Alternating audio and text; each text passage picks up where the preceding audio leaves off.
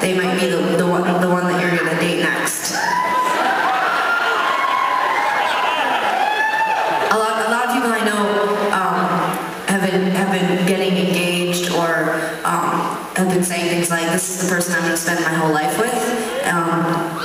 A lot of people have been saying that to me lately, and it could be because all my parents got married and divorced, even if they didn't actually get married, so many times, that our model is that you shouldn't spend your life with the same person because then you get really bored.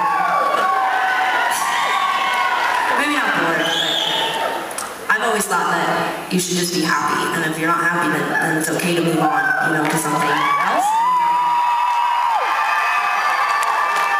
And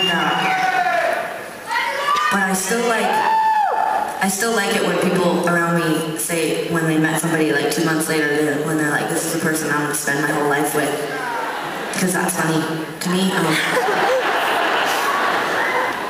Mainly because it's not really at 2 months that they start to leave all the condiments out on the counter after they make a sandwich, or it's not until they move in that they start mixing your laundry in with theirs, and then all your stuff gets dried even though it's supposed to be hung up to dry.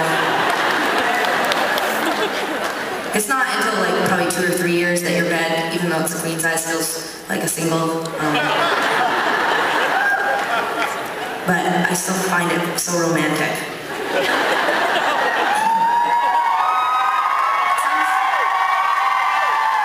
It sounds like to me, I'm not a therapist, but it sounds like to me perhaps you just shouldn't live with the person that you're dating, and that would be helpful for you. Well, I don't live with the person that I'm dating. But you have before in the past. Yeah, I'm not actually talking about me, I'm trying to relate to the people right now. So, I'm trying to tie it into the song here.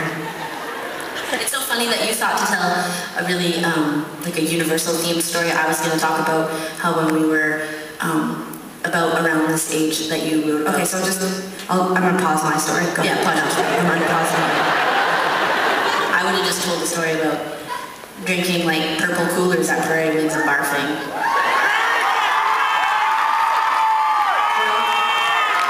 If I had never done that, I would have told that story, but since it was only you that did that, I'm not telling that story. So, pause. Yeah, pause your story. No. My story's unpausing now. Yeah. My story's so much more fun, though. It is, and guess what? You have 400 other songs you can tell it in front of. Yeah. You know which song you could tie it into? Is Back in Your Head. Yeah. Where was I? Oh yeah. The part where you were insulting the institution of marriage and right. I'm not insulting the institution of marriage. Everyone can get married. Pandas, people who've known each other 5 minutes, third cousins, people who are only wanting to get into the country and get free health care.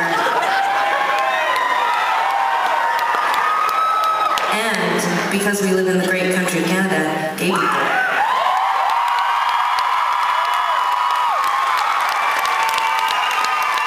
Which is something I'm very proud of. Yeah. I just want to marry 1,000 girls and then divorce them just to do it.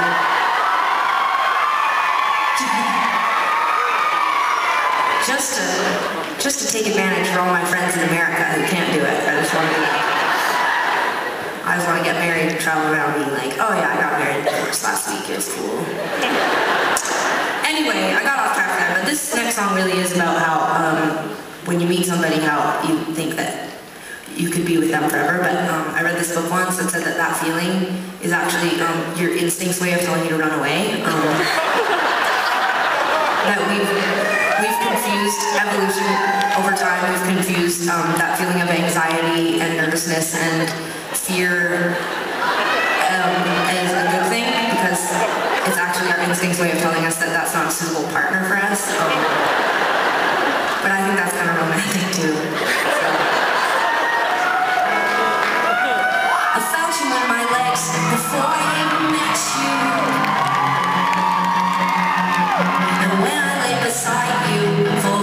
first time I told you I feel you in my heart. I didn't know you.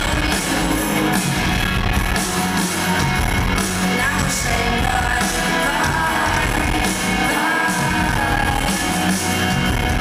Now we're saying bye, bye, bye.